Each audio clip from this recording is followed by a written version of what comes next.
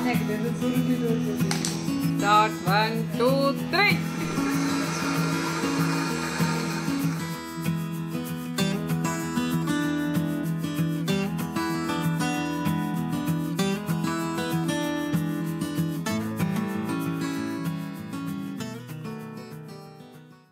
Hi friends, எல்லோரும் எப்படி இருக்கீங்க? ஸோ எல்லா பசங்களுக்கும் லீவ் விட்டாச்சு. எல்லோரும் வீட்டில் இருப்பாங்க. எந்த ஊருக்கு போகிறது, இங்கே போகிறதா அங்கே போகிறதா அப்படின்னு வந்து பயங்கரமாக பிளான் பண்ணிகிட்ருப்போம். நானுமே அப்படி தான். அம்மா வீட்டுக்கு கிடையாது, ஒரு மேரேஜ்க்காக வந்து நான் இப்போது ஊருக்கு கிளம்பிகிட்ருக்கேன். எங்கள் சொந்த ஊரான திருச்சிக்கு. ஸோ திருச்சியில் தான் மேரேஜ். அதுக்காக தான் வந்து இப்போ நான் ட்ரெஸ்ஸஸ்லாம் எடுத்து வச்சிட்ருந்தேன். அதுக்குள்ளே லாவணியா வந்து கரெக்டாக வந்துட்டா. சரி, நானும் கொஞ்சம் ஹெல்ப் பண்ணுறேன் உனக்கு அப்படின்னு. எப்பயுமே பசங்களெல்லாம் கூட்டிகிட்டு போகும்போது நான் தாராளமாக தான் எடுத்துகிட்டு போவேன். அதுவும் மேரேஜு, இப்போ வந்து சம்மர் வேறு, கேட்கவே வேண்டாம். ட்ரெஸ் வந்து மாற்றிட்டே இருப்பாங்க, அதனாலேயே பார்த்து பார்த்து எடுத்து வைக்கணும். லாவண்யா வந்ததுக்கப்புறமா உடனே போய் அவளை அப்படியே கட்டி பிடிச்சி முத்தம் கொடுத்து எல்லாம் பண்ணிட்டான். ஸோ என்கிட்ட எப்படி வந்து எவ்வளோ க்ளோஸாக இருப்பானோ அது மாதிரியே தான் அவள்கிட்டையும் ரொம்ப அட்டாச்சாக இருப்பான்.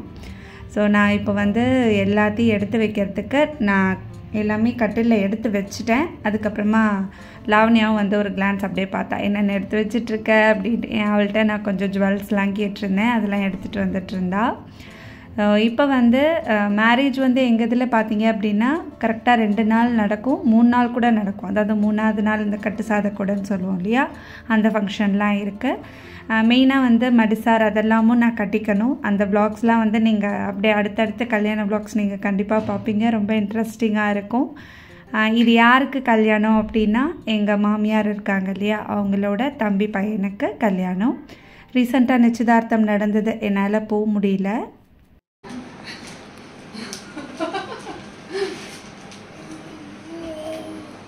Restart 1, 2, 3. 9 டைப்பர் 10 டைப்பர் போடுமாப்பா 2 நாளைக்கு டைப்பர் வாங்கியே சொத்தை போயிடும்.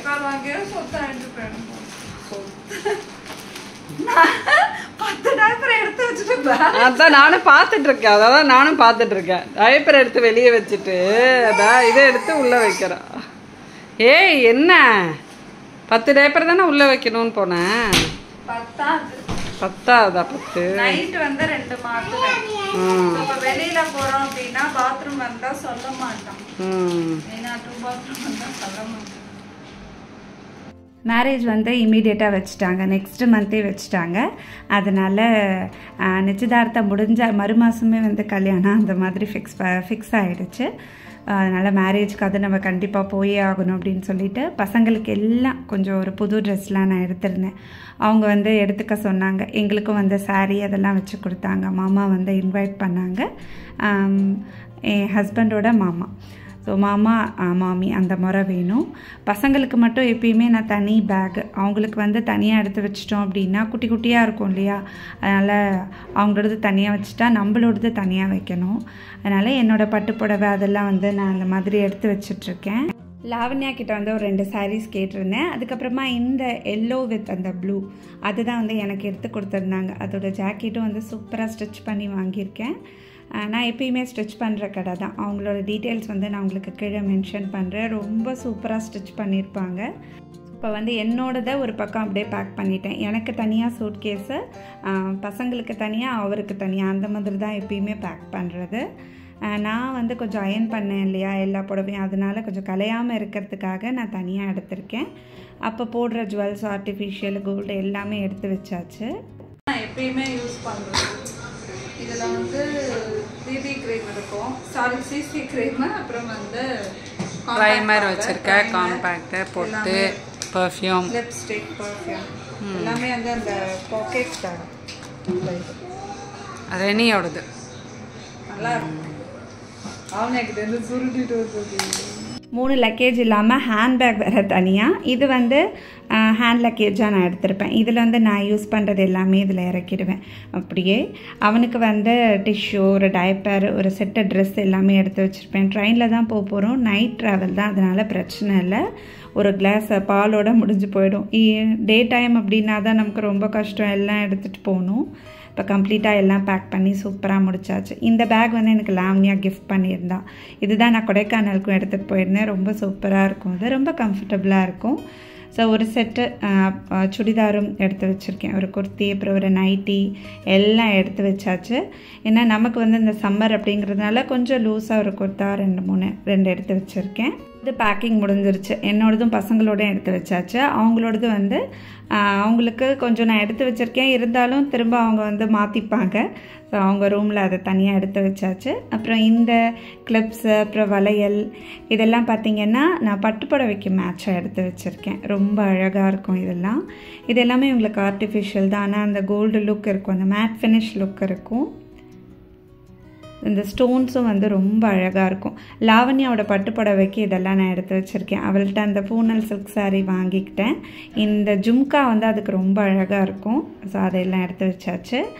நெக்ஸ்ட்டு வந்து லாவண்யா பார்த்திங்க அப்படின்னா மிதுனோட ரூமுக்கு ஸ்க்ரீன் வந்து வாங்கி கொடுத்துருந்தா. ரீசெண்டாக பார்த்துருப்பீங்க, நிக்கிலோட ரூமில் கொஞ்சம் சேஞ்சஸ்லாம் பண்ணியிருப்பா, அதெல்லாம் நீங்கள் பார்த்துருப்பீங்க. அதே மாதிரியே மிதுன் குட்டி ரூமுக்கும் நம்ம டெக்கரேட் பண்ணலாம் அப்படின்னு சொல்லிட்டு அதெல்லாம் வாங்கிட்டு வந்திருக்கோம். ஏன்னா இந்த பெட்ரூம் பார்த்திங்க அப்படின்னா எனக்கு பெருசாக மாஸ்டர் பெட்ரூம் மாதிரி இருக்கும். இங்கே வந்து அட்டாச்டு பாத்ரூம் லெட்ரின் கிடையாது, நாங்கள் வரும்போதே இல்லை.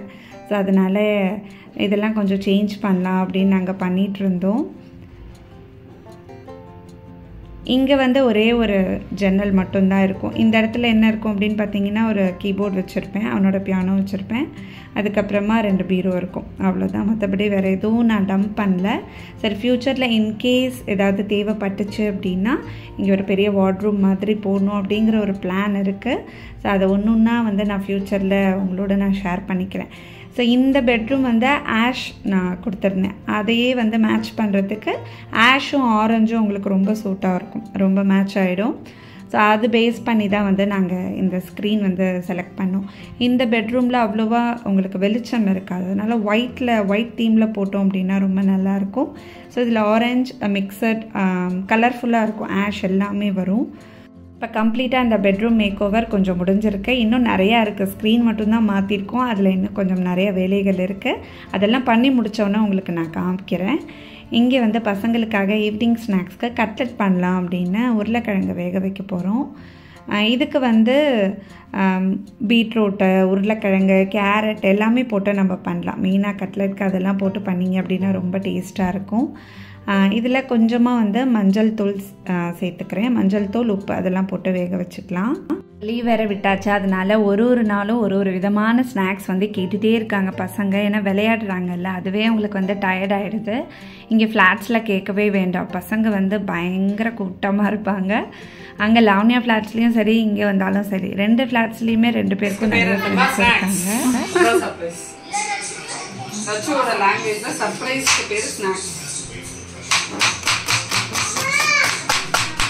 இப்போ மெயினாக நம்ம கட்லெட் பண்ணுறோம் அப்படின்னா அதுக்கு வந்து சீவனம், அது ரொம்ப முக்கியம். அது சீவறது தான் நமக்கு கஷ்டம்.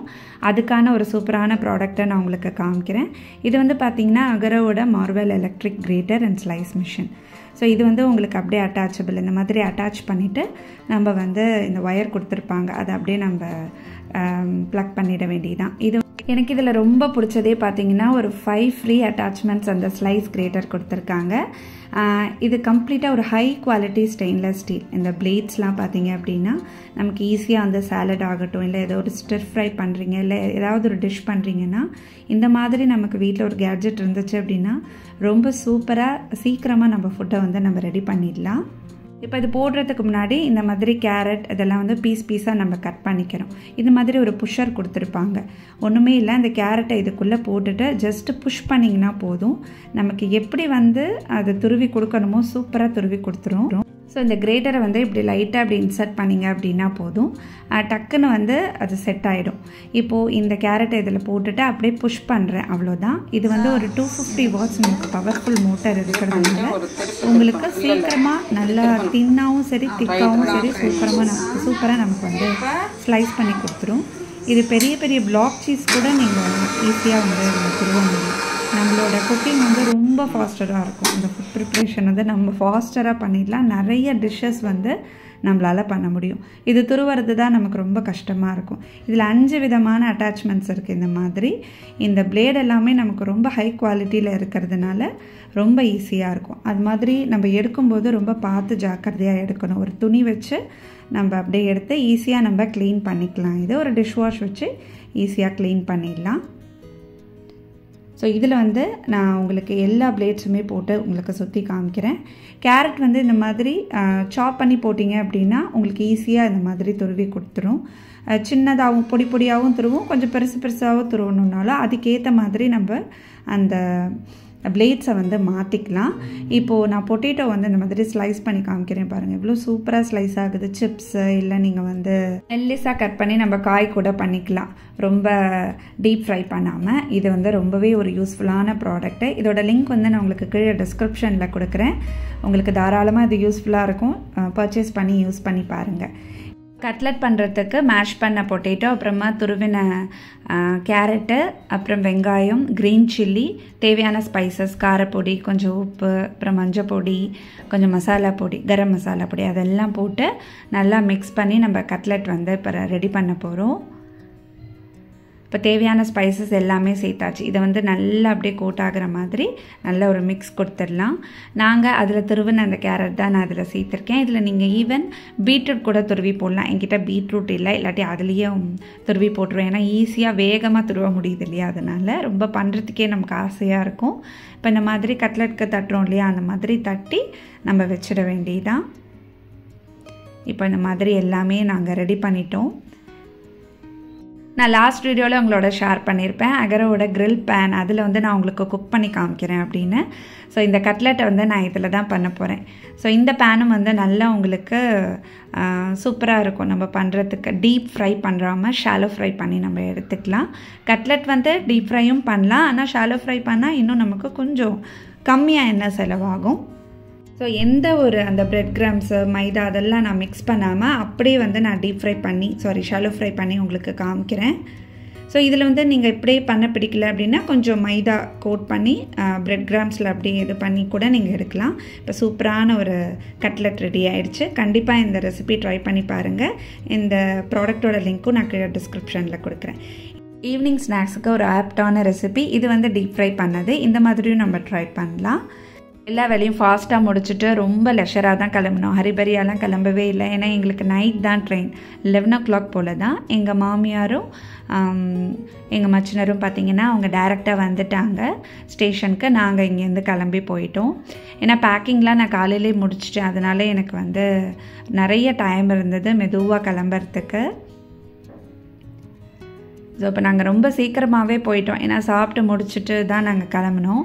அதனால் பசங்களுக்கு வந்து பால் மட்டும் எடுத்துக்கிட்டேன், அவ்வளோதான். அது கூட வேண்டாம், நாங்கள் அங்கே போய் வாங்கிக்கலாம் அப்படின்னு.